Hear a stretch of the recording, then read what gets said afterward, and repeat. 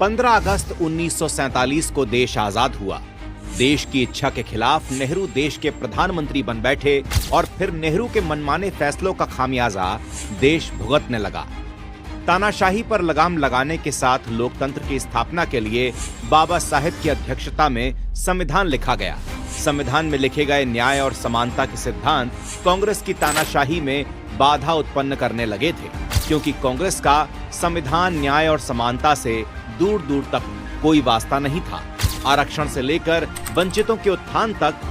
संविधान के बताए हर रास्ते के उलट जाकर कांग्रेस ने सत्ता को बचाने के लिए मनमाफिक तरीकों से संविधान को तोड़ा मरोड़ा और जरूरत पड़ने पर संविधान की हत्या भी कर दी। आरक्षण विरोध का कांग्रेसी फरमान हो या धारा 370 का देश विरोधी ऐलान, आपातकाल का अत्याचार हो या सुप्रीम कोर्ट के फैसलों का अपमान, मां भारती की सेवा करने वाले नेताओं ने संविधान को बचाने के लिए कांग्रेस के खिलाफ दशकों तक लड़ाई लड़ी। नेहरू ने शेख अब्दुल्ला से याराना निभाने के लिए जब बाबा साहेब के खिलाफ जाकर धारा 370 के द्वारा जम्मू कश्मीर को भारत से अलग किया,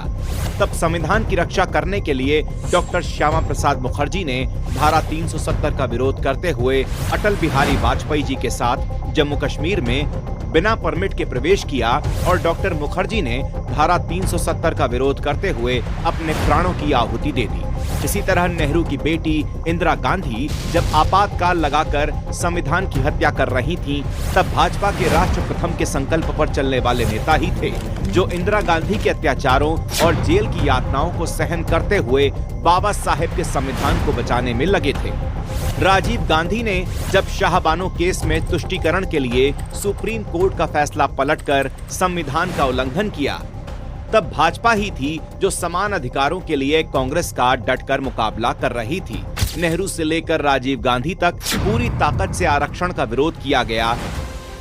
लेकिन भाजपा ने न सिर्फ SC/ST आरक्षण को 10 साल के लिए बढ़ाया, बल्कि सबका साथ सबका विकास के मंत्र से करोड़ों दलितों का जीवन भी बदल दिया। कांग्रेस ने संविधान को सिर्फ एक मामूली दस्तावेज समझकर उसका इस्तेमाल वोट बैंक के लिए किया, लेकिन मोदी सरकार ने 26 नवंबर को संविधान दिवस घोषित करके बाबा साहेब के संविधान के गौरव को उचित मान दिया। सत्ता में रहते हुए या विपक्ष की भूमिका निभाते हुए भाजपा ने हमेशा संविधान को सर्वोच्च सम्मान दिया। भाजपा के लिए संविधान राजनीति का विषय नहीं, बल्कि करोड़ों देशवासियों के उत्थान और आस्था का विषय है, जिसके सम्मान के लिए